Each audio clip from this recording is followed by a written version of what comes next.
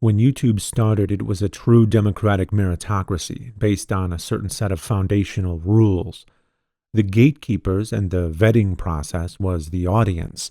The audience got to decide who rose and who fell, and that's still true to a certain degree, but a fundamental part of that equation has changed. You see, a lot of people made a lot of money from YouTube.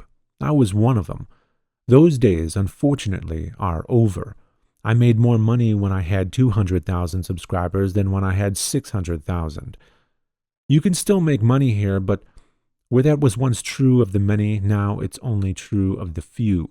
Here's the reason for that.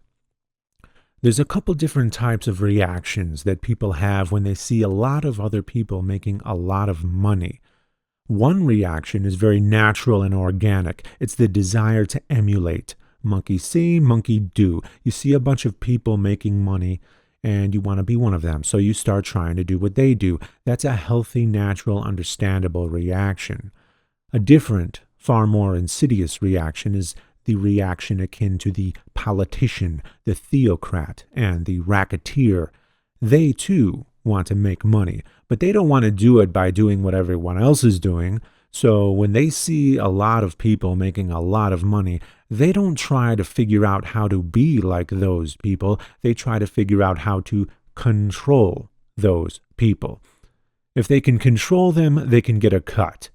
They know that deep wealth is not going to come from doing what everyone else is doing. It's going to come from controlling what everyone else is doing. That is a stable investment that will pay maximal dividends for minimal work. The difference between these reactions manifests in their perception of power and how money relates to that power. The beautiful thing about YouTube was that anybody could make it. If people liked what you did, then they shared your work. If they shared your work, you got more views. If you got more views, you made more money. It was a simple system that gave tremendous opportunities to many people who would have never been approved by the powers that be, including me. Those opportunities came from a democratic process, which was very unsettling for those powers because it took control of the system away from them and gave it to a much less predictable process. The decentralization of information and entertainment is very threatening to those who currently control information and entertainment. So, what we're witnessing now is the Hollywoodization of YouTube. Becoming a movie star is sort of even more difficult than winning the lottery because not only is there an element of chance, but there's also an element of having the right connections. In Hollywood, the vetting process is reversed. First, the gatekeepers decide if you should be seen, and then the audience votes with their wallets. On YouTube, the problem for the gatekeepers is the audience decides everything. The best way then to gain control is through the incentive process. This gave rise to programmed bias in the form of cumbersome algorithms. The incentive process occurred through advertising. Think of YouTube as an art gallery with a Pepsi machine you have to pass before you enter. You want to see the Mona Lisa? Okay, sure, but let me ask you a question first. Would you like a Pepsi? No? Okay, go on in and enjoy the artwork anyway. We'll ask the next person and hopefully they'll say yes. In many cases, some would say yes. The job of the artist was to bring the people. Pepsi pays the artist for the opportunity to ply their wares to those people. The venue gets a cut and everyone wins. It's symbiotic. It's beautiful. It's balanced. It's fair. To those who aren't fair-minded, however, it's repulsive.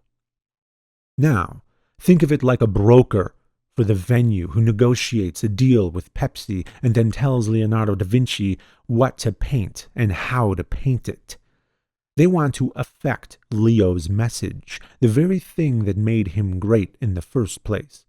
Leo doesn't want to do that, so the broker moves on to another popular artist who is willing to do that. If all the other brokers start conducting business that way, then Leo can't make money doing what he does anymore. This not only affects his incentive, but also the logistical viability of what he does. He might love to create art, even for free, but if he needs to spend his time working to make money to survive, he won't have that time to create art. In this way, the gatekeepers effectively eliminated Leo as an artist for refusing their message, even with his power to attract an audience. And they did it by affecting the incentive machine. They found a way to get their cut, even while the process remained democratic. Leo's integrity led him, along with many other fine artists, into an extinction-level event. In a way, the Hollywoodization of YouTube is actually becoming worse than Hollywood itself, because in Hollywood, somebody had to take a chance on you when you were a nobody. They gave you a chance, and then you had to prove yourself worthy of an audience. On YouTube, now you have to prove yourself worthy of an audience first. You have to build an audience and become somebody first, and then they'll give you a chance. But in order to get that chance, you might have to compromise the very thing that made you attractive to your audience in the first place. If you don't have to compromise because you're totally compatible with the powers that be, then congratulations, you made it. You were the lottery winner of lottery winners. If you want to be a millionaire, look at what other millionaires do. If you want to be a billionaire, figure out how to control the millionaires. Now, remember when I told you that the beautiful thing about YouTube was that anybody could make it? What does that sound like to you? That is the American dream. It's the idea that everyone has the opportunity for success, and it's up to them to do the work if they want it.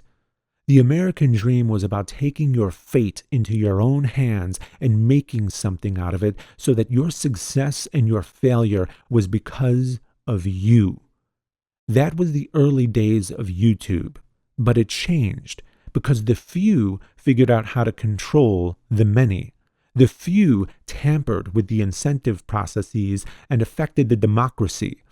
When the many can choose from hundreds or thousands of people, it's unpredictable and unwieldy and thus undesirable for the powerful few. When the many can only choose from 2 or 3 people, the powerful few can control those 2 or 3. Thus the illusion of choice is retained, and the people are placated even in the face of their domination. That rape of innocence, that corruption of something beautiful, is a microcosm of America itself.